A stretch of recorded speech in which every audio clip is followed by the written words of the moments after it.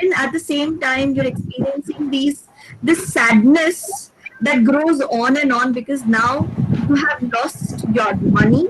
I'm sure a lot of us have lost money in the markets. We have lost money.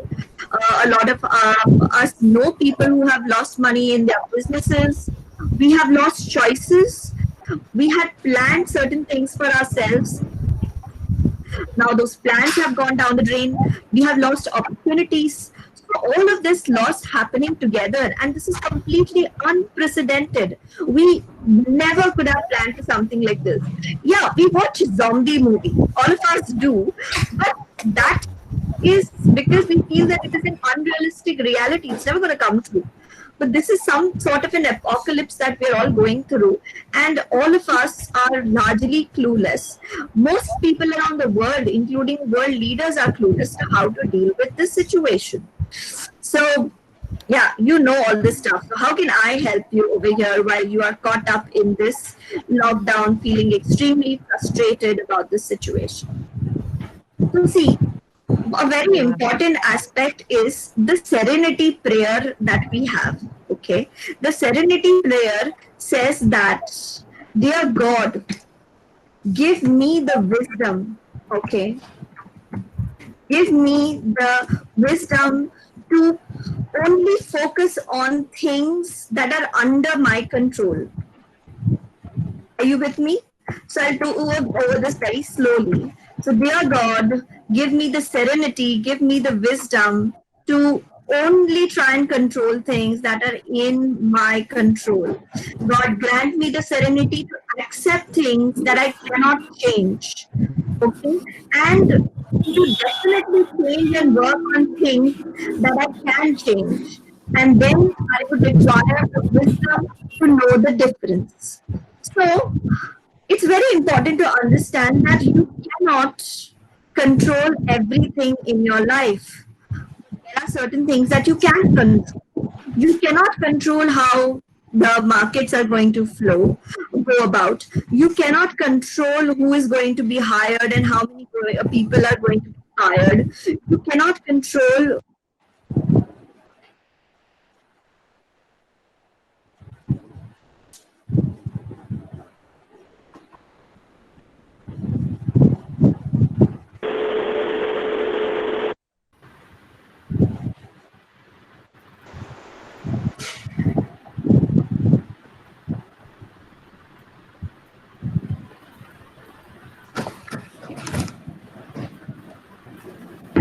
The speaker has been put on mute.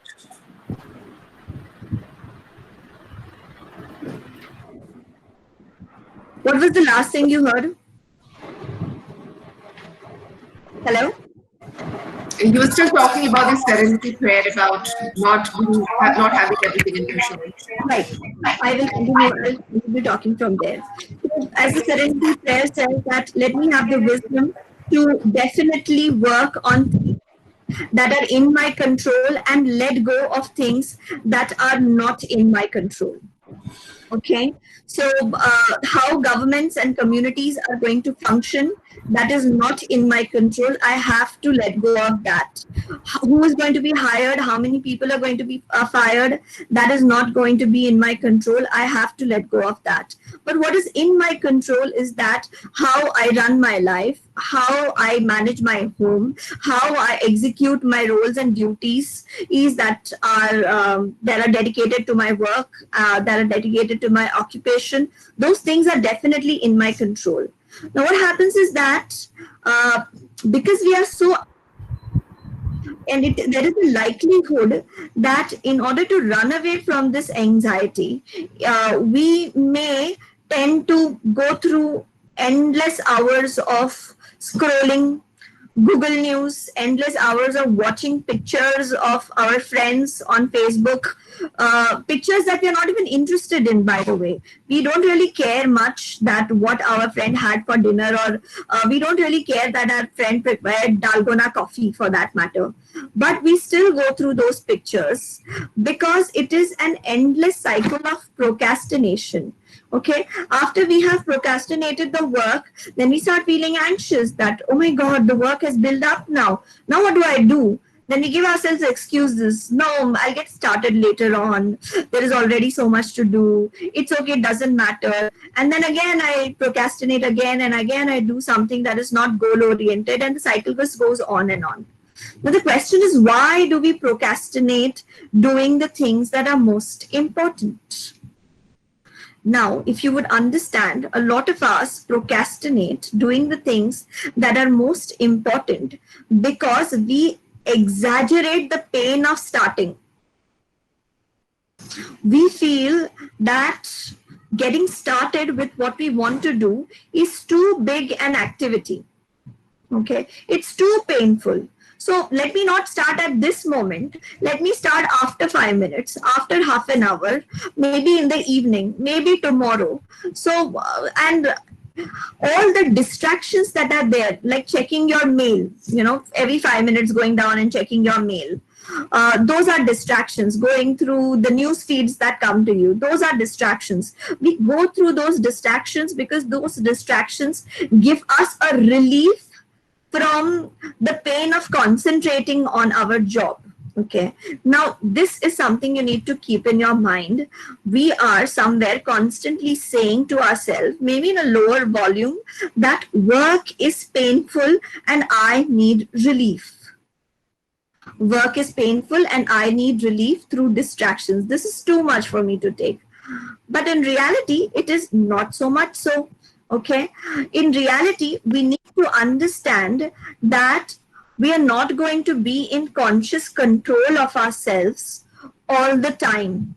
Okay, we are invariably going to function out of our habits. Okay, so if you have a habit of waking up early in the morning, no matter what happens, you will definitely wake up early in the morning. The other day, I had a client who said, my child is keeping me up throughout the night. Right now, I don't have my husband next to me to support me. So it's getting too stressful for me. And I'm very angry at my child because he wakes me up in the night. And then my entire day is ruined because I must wake up at 4 o'clock. Now, if you would notice, getting up at 4 o'clock is a very good thing. But since she's stuck by her habit, she's not able to be flexible. She can any day choose to, let's say, wake up by 6 o'clock on some night when she's not had a good sleep, but she cannot imagine breaking a habit. We are all run by habits. Taking conscious decisions are very difficult. So we need to create good habits. If you would notice, we are getting distracted from our goal-oriented activities because we have created a habit of distraction every day by spending endless amount of hours and minutes in scrolling through Google News and watching YouTube videos that we don't even care about. And I don't know how we suddenly end up watching, after half an hour, we end up watching cat videos and dog videos and baby videos. And those videos are completely not goal oriented for us, and we've always planned that we will be reading something, we'll be listening to an audiobook, but we don't end up doing that because concentration is painful. Now, it's not really so. Concentration is not necessarily painful. It is that we have repetitively told ourselves that concentration is painful. Okay? Now, if we repetitively tell ourselves that making efforts is fun, you will soon notice that maybe after a period of 15 days, 20 days, you will be completing more tasks on your to-do list. In fact, quite definitively, you will be doing that. For example, if you eat a large pizza on a certain day, are you going to end up becoming fat the very next day? No, most probably you are not going to be like that. If you jog for 20 minutes in a day, the very next day, are you going to have lost 10 kilos of weight? No, you most probably would not have lost 20 kilos of weight. But if you eat a large pizza every single day of a year, then after 1 year, you would have definitely put on a significant amount of weight and you would definitely look significantly overweight.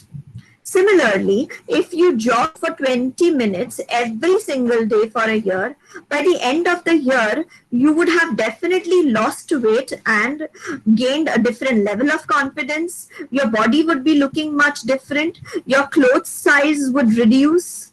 So, there are certain things when you do it repetitively, whether they are positive or negative.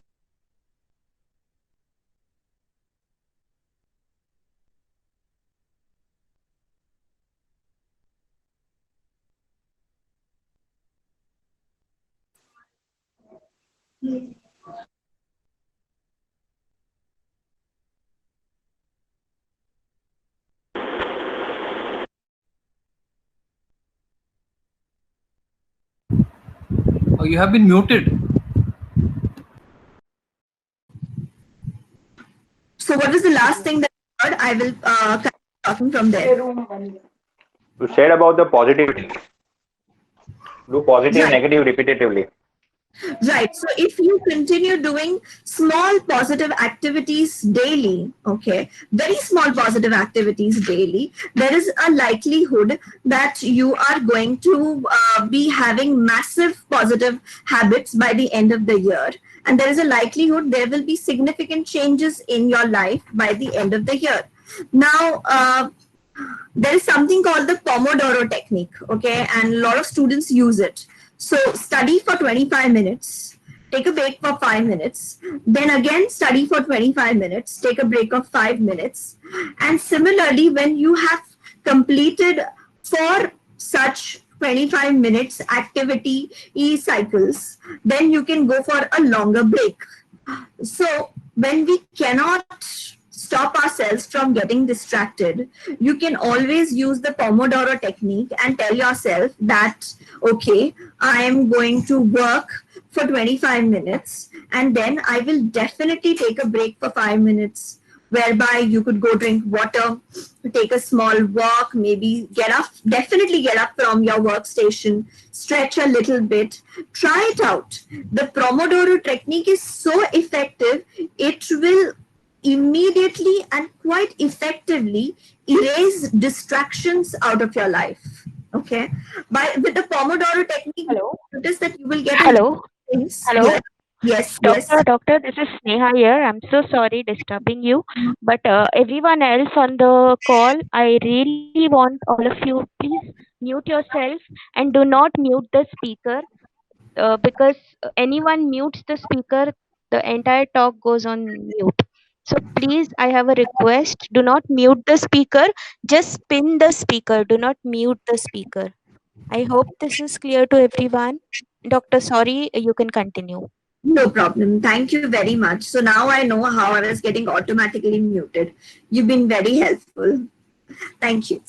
Okay, so talking about the Pomodoro technique, that, since distractions are everywhere, what you can do is that work for 25 minutes, take a 5-minute break, and then again work for 25 minutes without distraction. You tell yourself that for 25 minutes, no Googling, for 25 minutes, no watching videos or, clicking on news.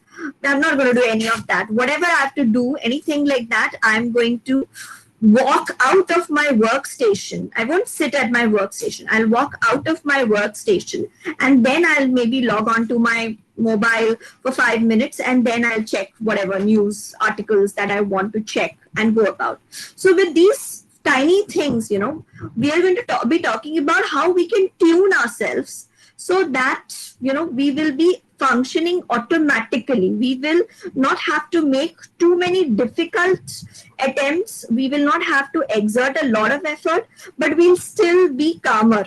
All right. Now, a very interesting thing is that if you just take care of your body language, you will feel exactly what your body language is depicting. So the other day I was watching an interview by the actor Mr. Arun Govil, and he was talking about how playing the role of Lord Ram impacted him so much in his life that after that he could not even play a negative role. He could not even choose to play a villain's role after playing the role of Lord Ram in his lifetime. So that impacted just playing something, holding a smile on his face to play the role of Lord Ram impacted his psyche. There is a scientific study which was done on people who take Botox injections to look younger. Okay. Now we all know that when people take Botox injections on their face, they have fewer expressions on their face. So they have like quite a face that is immobile and quite scary after a few years of Botox.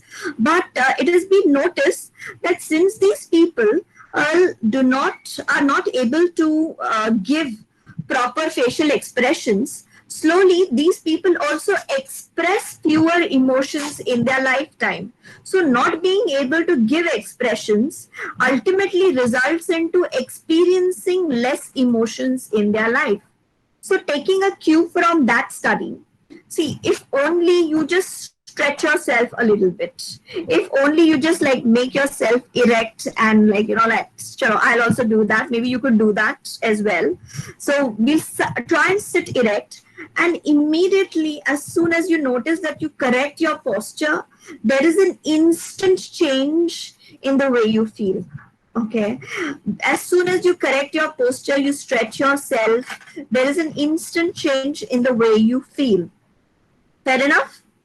Okay, so the body language is pretty important. If you just play the role of somebody significant, you will start feeling like you are somebody significant, and by the end of the day you will start behaving that way. People will start perceiving you that way. I'm very sure a lot of us know of people at our workplaces, people we do not like so much, people who act too smart. There's also this phrase, a person who acts too smart. Very often you'll notice people who act too smart are also the people who are perceived as too smart by the general population.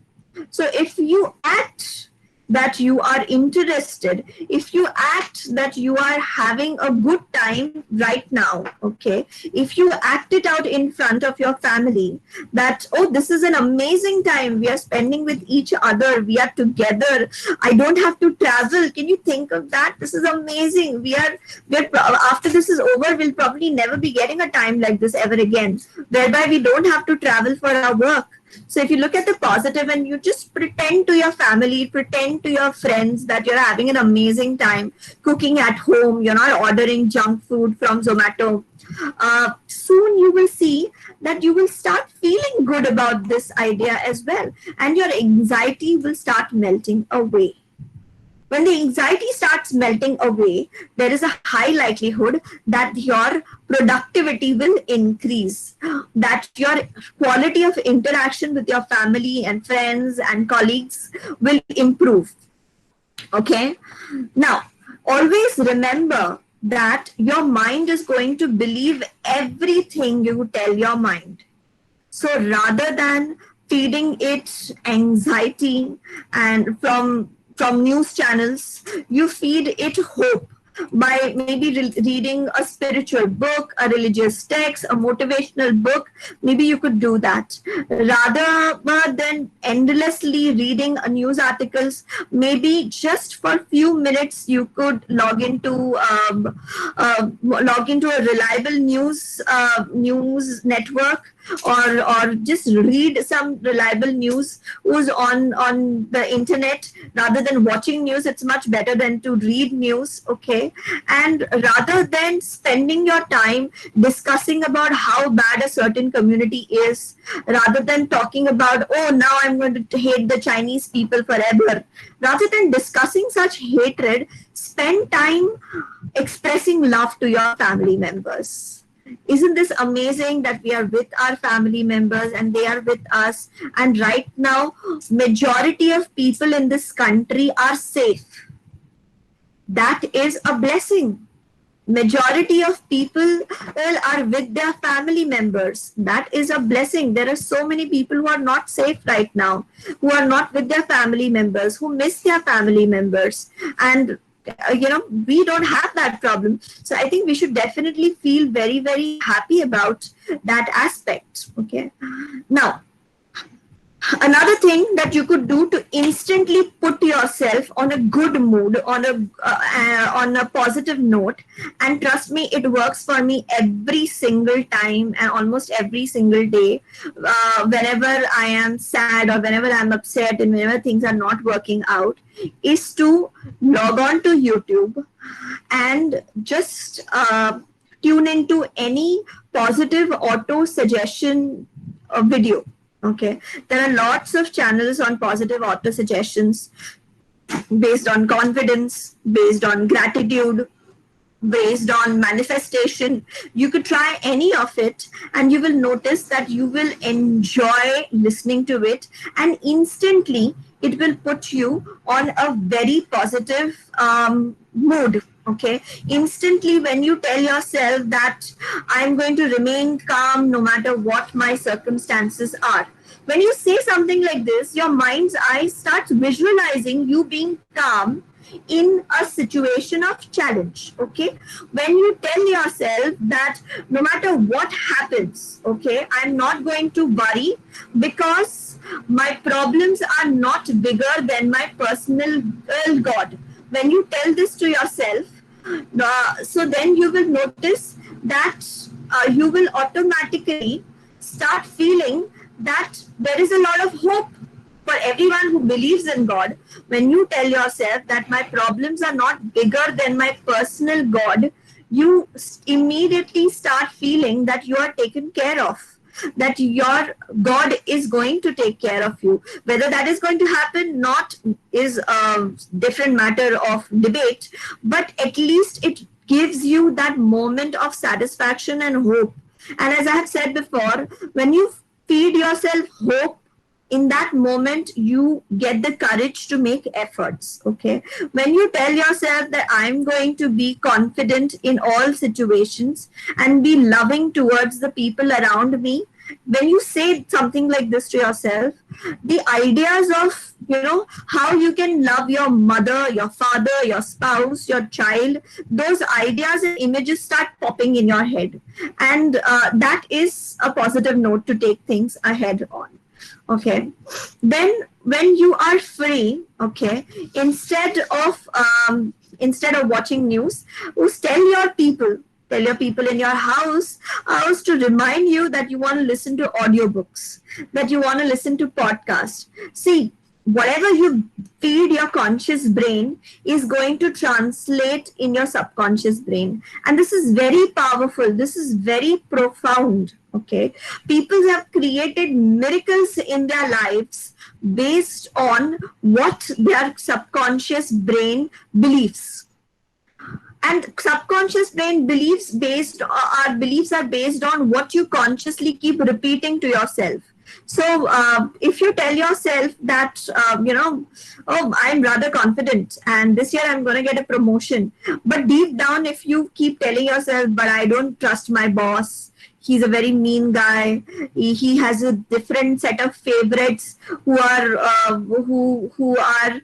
his favorites and who always keep praising him, and that's the only thing that he counts. He doesn't count work. If this is something that you deep down believe, no matter how many times you tell yourself that I'm going to get a promotion this year, if you don't believe it, then that's not really going to work. So at a certain level, you will have to start creating mental images as well, mental images of hope that allow you to function better, that allow you to reduce the toxic acid that gets collected in your system when you are anxious. Okay.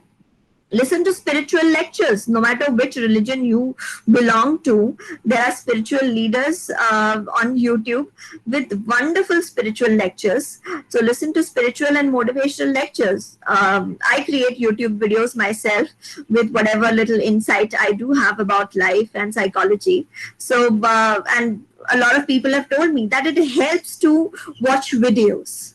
Another simple thing that you could do, okay, when you are down and you're not feeling much like it, is tune into some music that helps you pep up. Okay, see, music has a very profound impact. When somebody breaks our heart, when we have lost a loved one, after a breakup or something, we purposefully want to listen to sad songs. Have you noticed that? We want to do it because we feel that these sad songs will help us be more sad. These sad songs will help us express the sadness that we are feeling right now. So similarly, music has a very significant impact on us. If you listen to peppier songs, like the kind of music that is being played in gyms, you will notice gyms all around the world play motivational music. They do not play sad music. They do not play soft romantic music. They mostly play motivational music. And that is because it pumps people up. It gets you running and going. So you can always play music in your background that does not have lyrics in it. So just motivational music without songs. So they're not songs, but simply upbeat motivational music. Maybe that could be playing at a lower volume, and then you try and work. You will notice that you will have greater enthusiasm to work. That music will just put you on in that mood to work. You will feel more focused. You will feel that and you can focus on one small aspect of the job and get that done. And slowly, your complex work gets done one step at a time. It will help you enjoy the activity that you are doing. All right. Now, there is this very famous book by Dr. Atul Gawande called Checklist Manifesto. All right. So, see, when we have a checklist, okay, it's like a graph. I believe almost all of you, everybody over here listening to me right now, must have made a presentation sometime or another in your life. Okay, so when you make a presentation, you know that when you use a lot of graph in your presentation, people like it better. When you use pictures in your presentation, people like it better.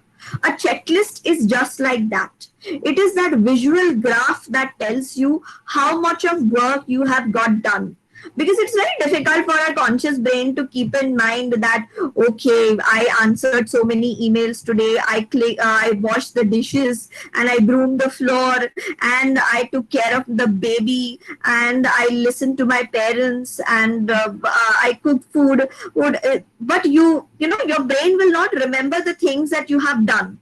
The brain will constantly remind you of the things that you have failed to do. Okay, so, oh, I failed to fill the water bottles. Okay, oh my God, I failed to pay the bills. So the brain will remind you of the things that you have failed to do. And the more the number of things that you failed to do are on your head, you will start doubting your capacity, and that will build up your anxiety. And we have said that how anxiety leads to procrastination. When we are too anxious about something, it is too much to take. We just want some bit of relief from that anxiety. And to get the relief, we go on to Google News, we go on to YouTube videos, we go on to watching Instagram, scrolling through Instagram. And then our main task gets delayed on and on. And then when we delay our task, and then we feel guilty. So it is important that you keep a track of the things that you have done with the help of a checklist that you also put up. Don't keep your checklist in your diary. I would suggest you have a checklist, put up or nailed at a place, maybe on a bulletin board, or you can stick it with a magnet on your cupboard or on the refrigerator, some place where you can see it and where others can also see it. You will start perceiving yourself as a doer. When you see the tick, tick, tick, tick, tick, tick, tick, tick, tick, you will start perceiving yourself as a doer, and others will also start perceiving yourself as a person who gets work done. Okay, this social perception really helps. It helps you to understand that that your beliefs are going to slowly change. You will start believing that I'm a hard working person.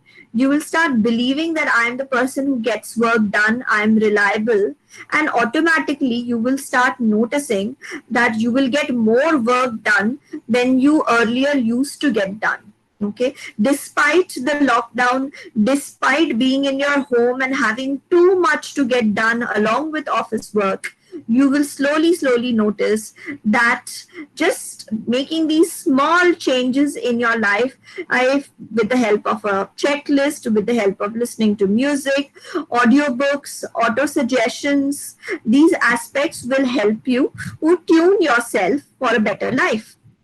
Okay. Another important thing that I would strongly suggest everyone to get done on Saturdays and Sundays is that if you can start decluttering. Okay. See, there's this concept called minimalism. So the lesser the number of things that I use, okay, the more the time I have in my life. So if I have few clothes, I will have to take care of lesser amount of laundry. If I have few utensils, I will have to wash lesser utensils in my kitchen. So maybe on your weekdays, take some time and declutter your house. Okay.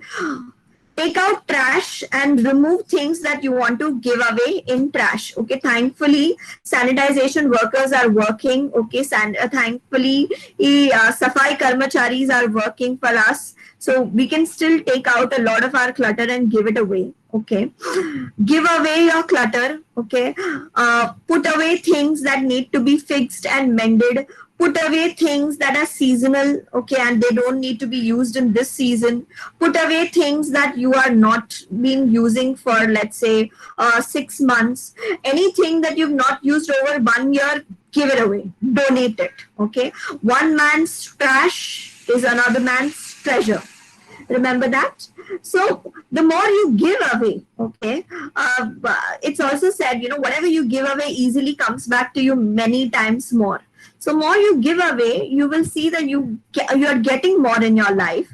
But even if you're not getting anything, okay, in sense of articles or gifts from others, you will definitely be getting more space and more time. Okay, and you know how valuable space and time are. Okay, so because I live in Bombay and I know the value of space, man. Bombay is an expensive place. Every inch costs, and every inch costs a lot of money. So the more you give away, you'll have more space, you'll have more time at your hand to do things that are really valuable to you. Okay, to do things that really bring meaning in your life. If this pandemic should teach us anything, it should teach us again that life is unpredictable for everybody and anybody. Okay, you cannot save yourself by amassing more resources like wealth, like articles. You cannot save yourself. If there's something unfortunate that's going to happen, it will happen no matter what class or community background you come from. Anything unfortunate can happen anytime. So our time on earth is limited. We better use it very consciously and very valuably. And you will have, time to think how I want to use my time. Okay, when you have less things to get done. So declutter your life. Give away things that you do not use. Live with lesser number of things. You will notice that your Amazon buying list has come down significantly. You will notice that you are not unnecessarily buying things just because there is a big sale on Amazon or Flipkart. And it will make you feel much healthier. Lastly, remember who you are associating with. So remember that you may want to connect to healthy people, you remember that you may want to pick up the phone and talk to a friend who you believe is a very positive friend. Talk to your relatives and let them know that you are doing good. Give them hope, give them courage. Maybe your relatives could also give you courage as well. You will see that they will reciprocate fond feelings back to you. So this is a time that is unprecedented, but this can also be a very amazing time, and we are going to remember this time when it is over. So we rather make good memories while we are at it. All right. So that's largely all that I had for now. If you have any questions, I'm up for it.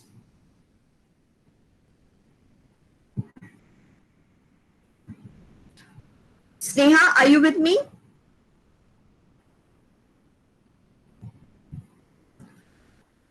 I can see that there are still 62 people. So in case you have any, in case you have any questions.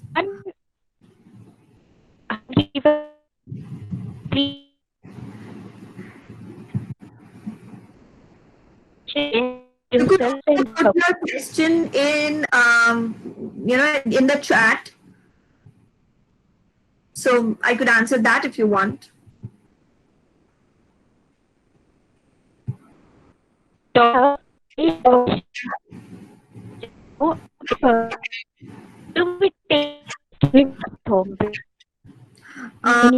not able to listen, but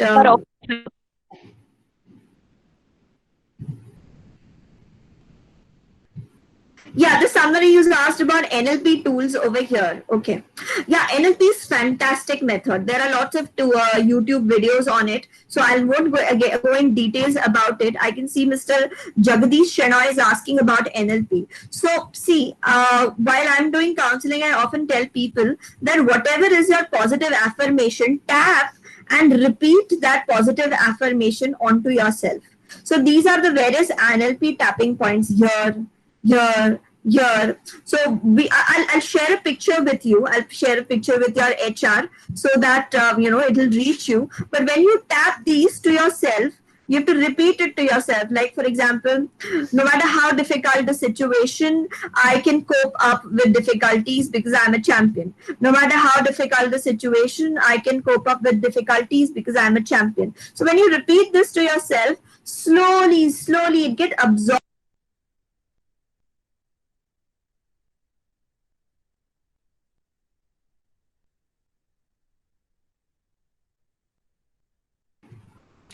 And instantly, with the help of NLP, there is a reduction in anxiety, anger, and sadness. So by tapping affirmations, you can immediately experience relief from negative emotions.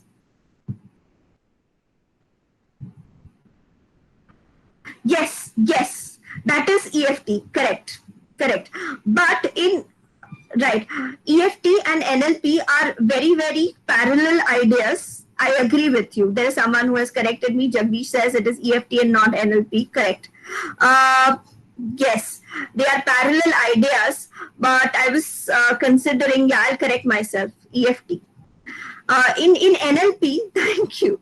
While connecting with your people, okay, maintaining eye contact with your people would help you.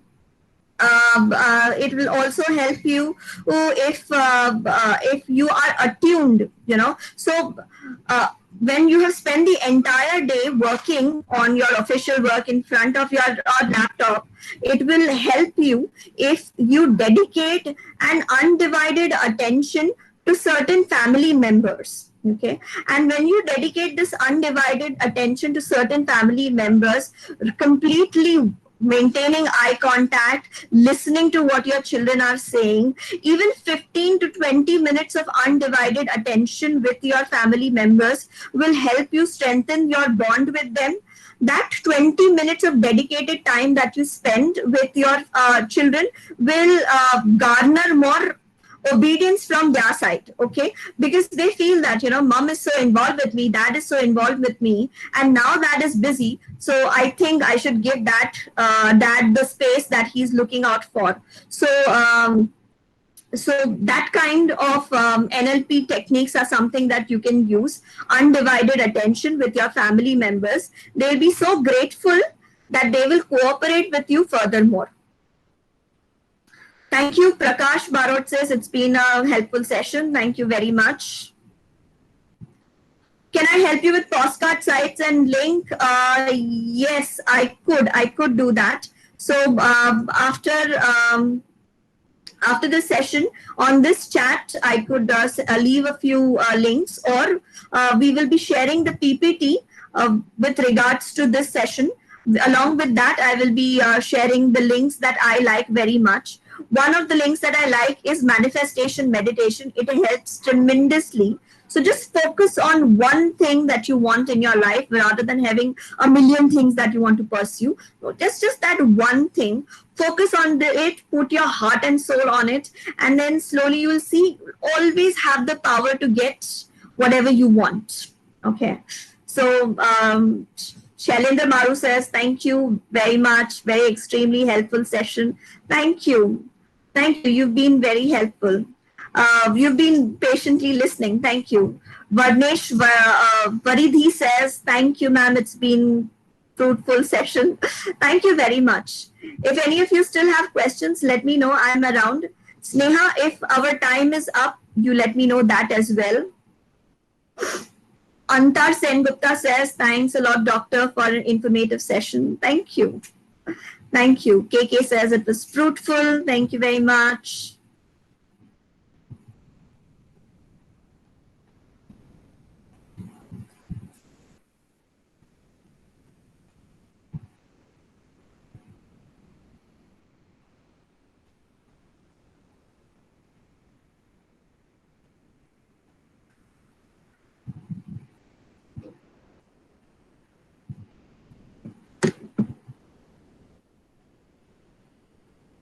How to deal with anxiety of senior citizens at home? Okay, good question.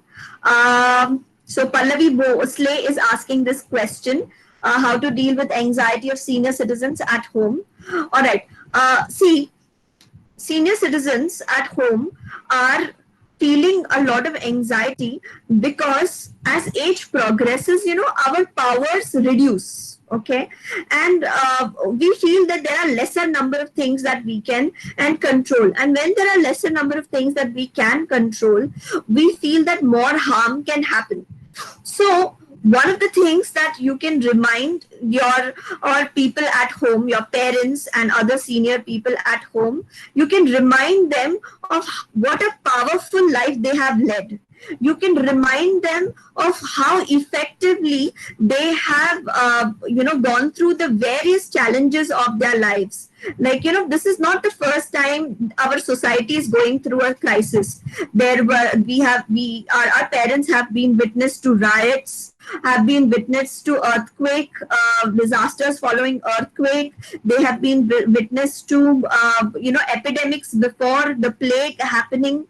So they have been there, becoming the decision maker, been there, being the people who take care in the past, and they have done a great significant job in the past. Remind them of their successes. Next thing is that tell them that everything is going to be all right, because when all of you together believe in something being positive, it will help. Okay, so repeat positive messages to them. Tell them that you are not afraid. Tell them that you're confident. Tell them that actually we as humans can survive in, let's say, 3 liters of water and 1200 calories of food. Okay, that's all that we basically need. 3 liters of water and 1200 calories of food. So everything else that we are afraid of losing is not exactly very, very urgent for or very, very basic for our survival. We will survive nevertheless. Tell your parents that we are going to survive. All we have to do is help each other in surviving. We have in India especially, we have in India a huge population, not because of our technological advancement, not because we are smarter than the people all around the world. Today my daughter was telling me that she read an article that the average Indian IQ is 86. So that is below than average. So the average Indian is stupider than the average around the world, the average person around the world. But we have survived this long because we are a very cohesive society. Okay, we support one another, we are there for each other, we celebrate each other's festivals and each other's events. We are with our neighbors, we know who our neighbor is, we also know our neighbors' relatives. Okay, we are those people. So tell your parents that we are all together and we're going to come out of it. This too shall pass. Okay. So anybody else with any other questions, or maybe Sneha? Can I log out? Can I?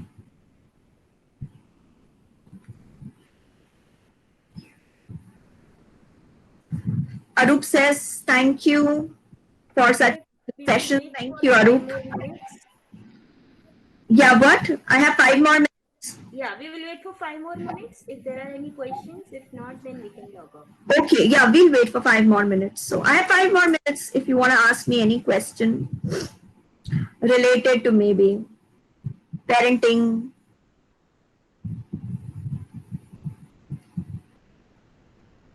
Thank you. Thank you, Pintu Bhej. You just called my session a wonderful session. Thank you very much. That's very encouraging. So though you have not asked this question, a lot of people say, what do we do to engage our children? Okay, so ideally, we should not give our children mobile phones or tablets or anything related to the screen. We should keep our children away from the screen as much as possible. But right now, remember that our urgent needs and pressing needs have changed. Okay, so it is okay if your children watch TV or screen or for certain times. Just keep the securities on, just keep the setting to healthy general setting, restrictive settings, and then you can give them the screen. It's okay. Allow them to make a mess around the house in a certain area of the house. So children like creating a mess. They like tearing pages, they like painting the walls, they like doing crazy things. So basically, turning the place into a mess. So allow them to do that. Okay, cleaning that place will require a maximum of 15 minutes, but allowing children to create a mess in the house will keep them engaged for an easy 60 minutes to 2 hours period of time, 60 to 120 minutes. So that could be done. Allow children screen and allow children mess. There's this question that, can you speak about how can you clear negative emotions? Okay, so I feel that if you want to instantly clear negative emotions, if I had to give you like one strategy to instantly clear negative emotions, start writing 50 things that you are grateful for. All right, 50 things that you are grateful for. So I'll tell you a story. Okay, so there's this elderly man in Italy who had beaten the coronavirus and who was going to get discharged. Okay, and the doctor told him that sir, you have used the ventilator only for 1 day. So here is the bill that we are attaching to you, and the bill was running into several $100s. Okay, so several hundred euros, not dollars, euros. So the bill was running into several €100. So, and the man instantly saw the bill and he started crying. Okay. So the doctor said that, I'm sorry, if the bill is too big for you, do you have insurance or something else that can take care of it? Can we help you in some other way? Because, the bill has to be paid. So the man said that, no, it's all right. Okay, it's all right. I can pay the bill. I can pay the bill for myself. I can pay the bill for, 50 other patients. That's not an issue. I just realized that I I used your oxygen for a day and you billed me, and I have been using God's oxygen for free all my life, and I've not been billed for that. So, there are so many things that we take for granted, from the fact that we are healthy and that we are breathing, from the fact that we woke up today healthy, from the fact that we have the internet to connect to one another and have a job today. Okay, there are so many things that we should be grateful for. If you list down 50 things that you're grateful for, that will instantly take care of your negative emotions. That is the answer to Jagdish Shenoy's question.